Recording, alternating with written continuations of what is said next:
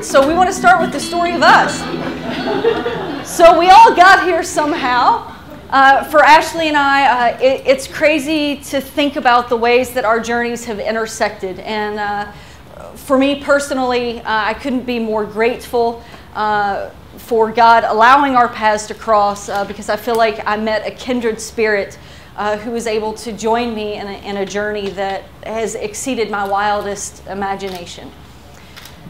So Ashleigh actually put together this slide, and she said she started with the first. I said, "Why do you have a baby slot picture of me?" And she said, "This one really needed to be noted because your hair actually hasn't changed in 40 years." So, but for me, I grew up in rural Kentucky, actually in a community called Bald Knob, and I never dreamed really beyond getting out of this small community. But I was really fortunate to have parents who allowed me to try everything that was at least possible in their minds. I absolutely loved playing sports. It was embedded in my DNA from the time I was born. Despite my grandmother's wishes that I would play with the thousands of collectible dolls that she gave me, I think I broke her heart officially between the age of 3 and 4 when I had had enough, and I took all of my dolls, I put them in a cardboard box, and I decided to make good use of them. And in order to do that, I needed to, gently rip the heads off, take a pair of scissors, chop the hair off of all the dolls, and what are you left with? A perfectly round object that you can throw and kick and juggle. So my parents and grandparents realized at that point, okay, Sarah is interested in sports, and they allowed me to chase those dreams to the fullest.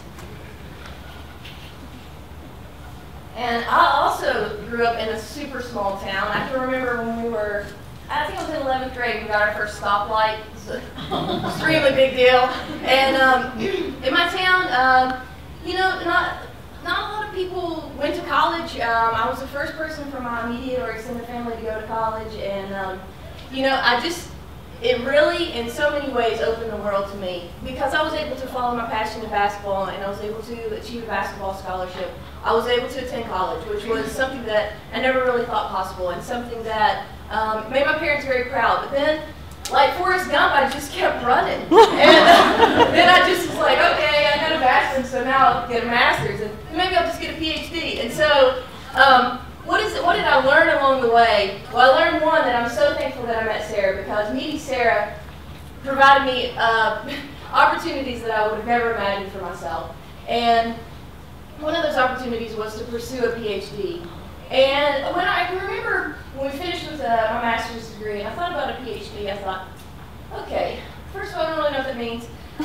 Second of all, I don't know what I would want to do with it, but I think I want to get one. So, teaching, yes, like it. Research, no. No. Exploring, yes. Writing, no.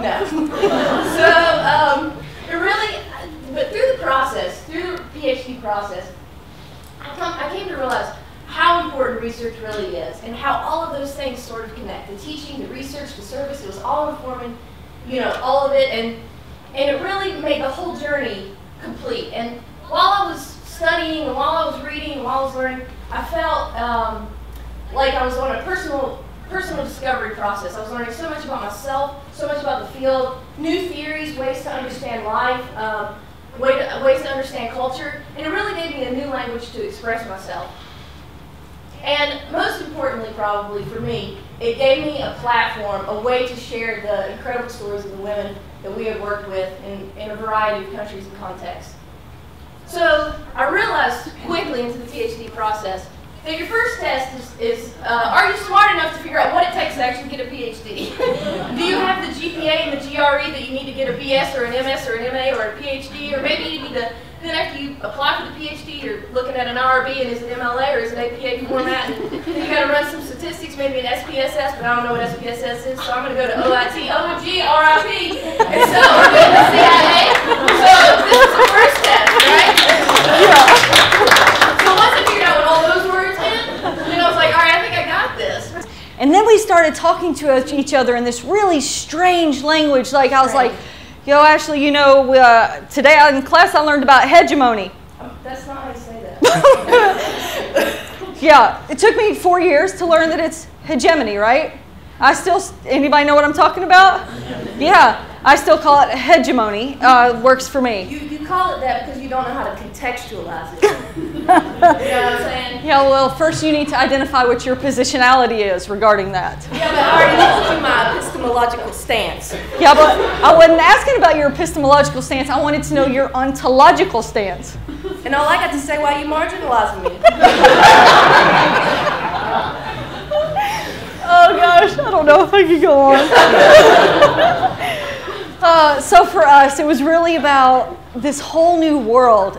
We had life experiences in places like Alicia mentioned: China, Iran, Iraq, Israel, Palestine, Oman, Turkey, Inner Mongolia.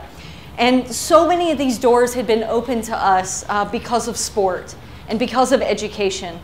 But the experience here, getting our PhDs and going through that process and learning that these are more than just simple experiences that are isolated, but there are theoretical underpinnings. I know I left the cards, but these theoretical underpinnings that really inform the way the world works. And we have something that we can contribute to that hopefully people can begin to see sport for something beyond this competitive, elitist, high money dollar endeavor, but that sport can be used to really make positive change in local communities and around the world. And I think part of that process, so the experiences that we were having were amazing, but the actual PhD process, that was something to survive. So, and then we realized that we were asking our friends to do some crazy stuff. Oh, yeah. Like, what are you doing on Saturdays? I don't know. What do you got going on? Yeah, I was just wondering if you'd wear a mask and like run around track a couple times, or maybe uphill on the treadmill. Yeah, I can do that if maybe the next Saturday you could come over and help me, you know, look at like some socially constructed codes, and then maybe we can triangulate the findings and then do some member checks. Right, yeah, Saturday, I'm good. So, and then there's our favorite process, yes. the RB. You got the letter of assent, letter of consent, the Form B, the Form D, maybe the Form A. PI, co-PI. Now I'm PO. And then so you got translation, double translation, back translation. Are we even speaking English anymore? I'm not sure about that. I'm not sure. But then we're going to go to comps. Comps is all consuming. What happens during comps is you read everything that has ever been written in the history of mankind. Ever. And I say damn to the internet because it was easier before we had access to all of that information. So this is what comps look like for me. Yep, I like to just get it done. And we're doing one. Yeah, like to work out. And yeah, go ahead and brush my teeth. Yep, shower. You gotta stay clean. And now I'm drowning. And now I no longer know where I am or where I'm going. But then the next process is tackling your, what comes next? Comps. Yes, it does. And then that favorite thing that we like, full disclosure. Yep, that would be the dissertation, which was Ashley's favorite part. Mm-hmm.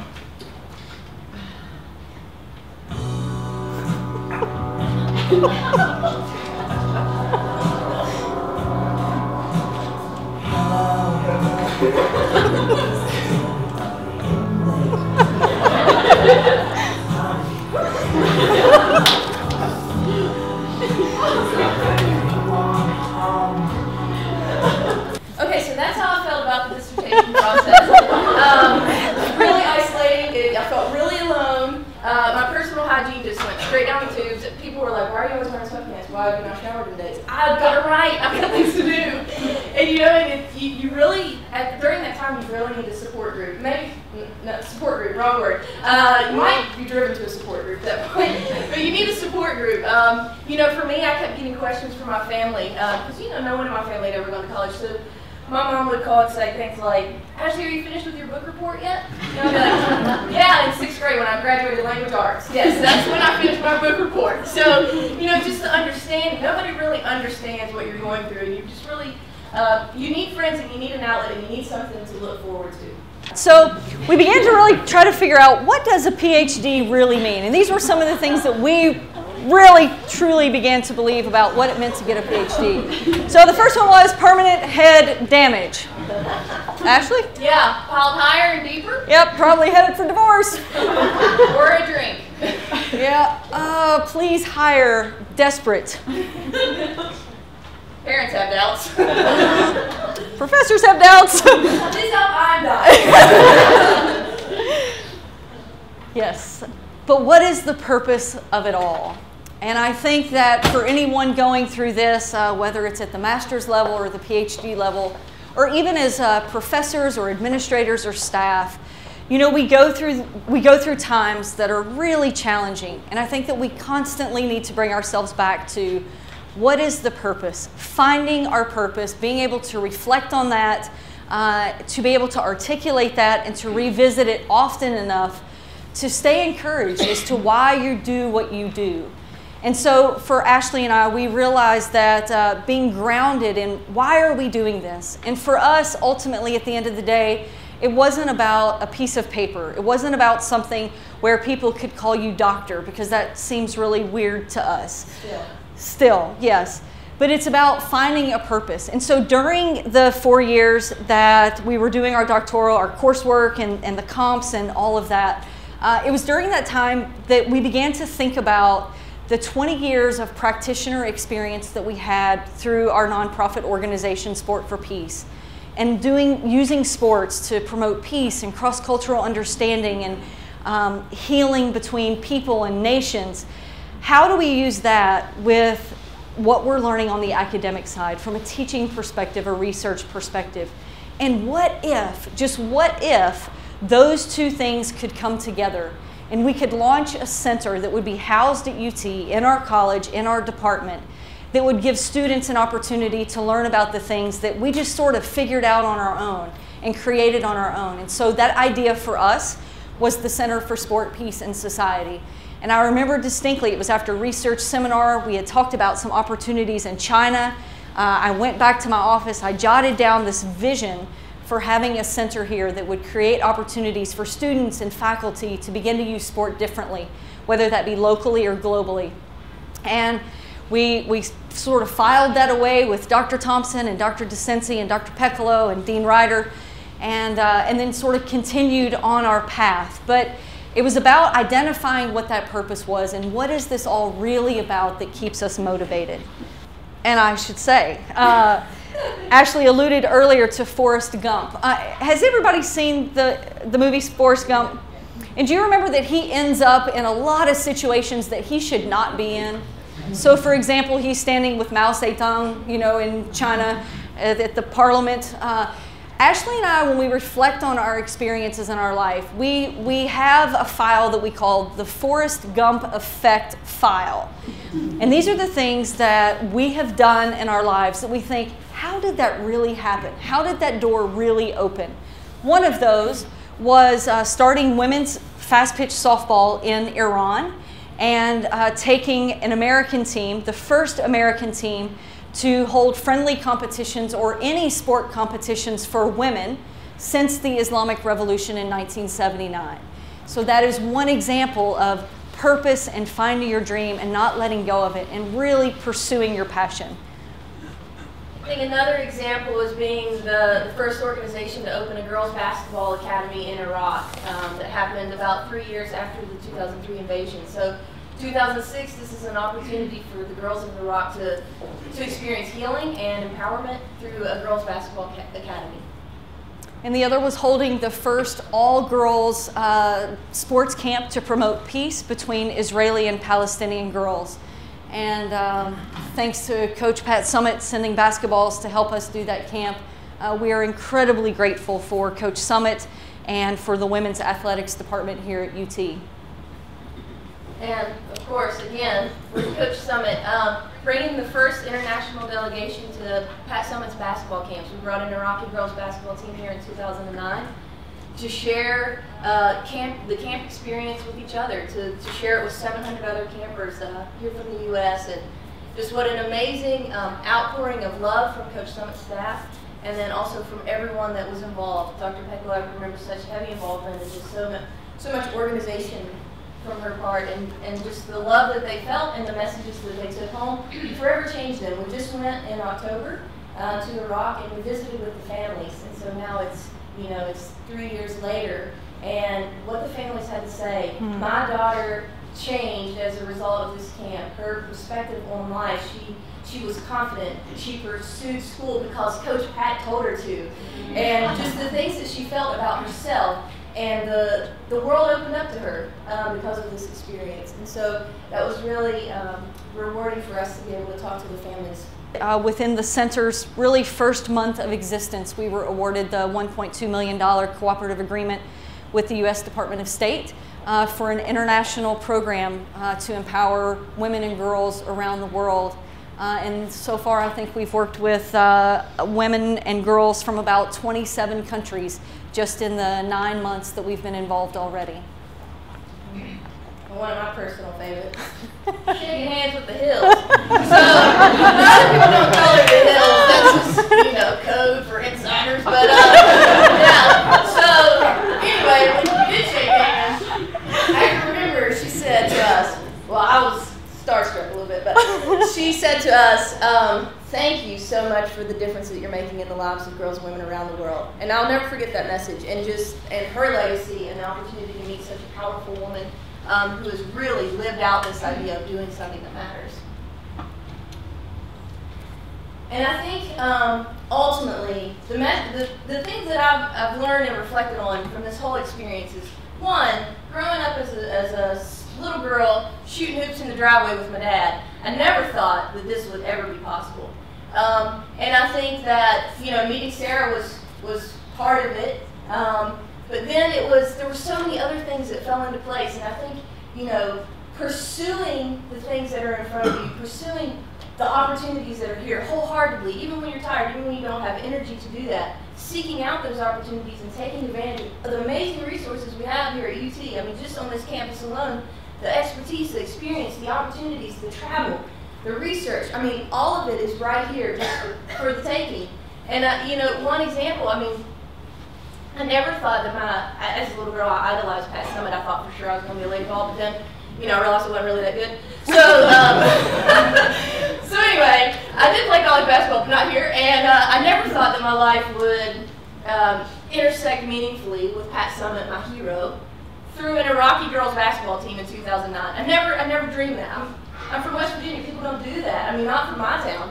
And then, you know, just the idea of being able to travel all around the world, meet new faces, learn new stories, understand cultures, and then being able to work in my alma mater, where I graduated from, where I have such pride. You know, that was not something that I thought would ever be possible. When I was finishing up my dissertation, I can remember, I mean, I went on several job interviews. There were policies against hiring people right out of school. It's not ever going to happen. I love to work here. I love Knoxville. I love the people, but it's just never going to be in the cards. And so that wasn't even a door that I could knock on. But then that opportunity came, and I'm so appreciative and so thankful for it. And so I think sometimes you're working even when you can't see the door or what's going to open in front of you. Sometimes you don't even know the door exists, but because you pursue it, because you give it your all, then I think sometimes doors open that you don't even know about. You're not even aware.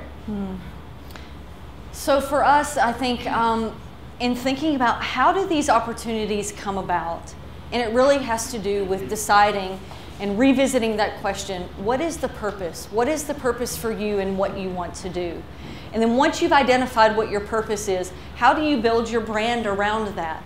How do you want to be known by your professors or your colleagues? Do you want to be known by being someone kind and gentle and always there for people, someone who's proactive, creative, that works with integrity? Or are you okay with being understood as maybe someone who's passive and just accepts things as they come, and I'm just going to do enough to get by?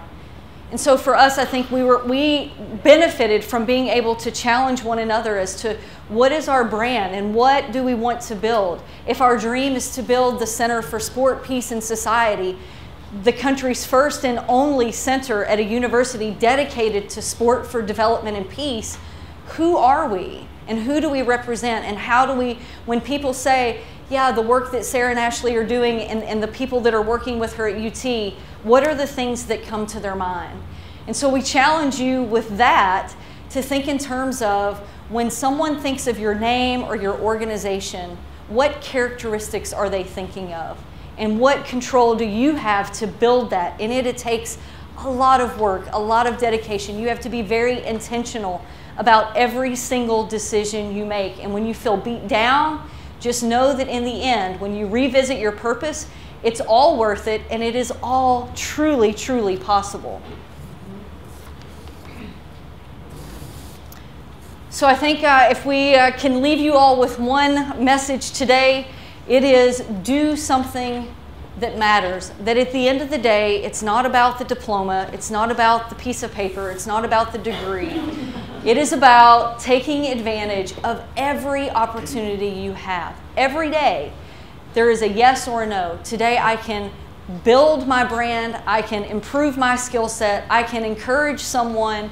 Every day we can do something, or we can choose not to. So know that you are surrounded by people who feel your pain and who believe in you and want to encourage you. And as Ashleigh said, reach out to those support networks. You need that. But the university, our college, is an amazing place to find that support. And if it weren't for the college or our department, we wouldn't be standing here, and we wouldn't have had the opportunities that we've had. So thanks to everyone, and thank you all for the opportunity to share with you today sort of our journey and our passion, and to give us the opportunity to encourage you in whatever that is and the direction that you're headed. So thank you all.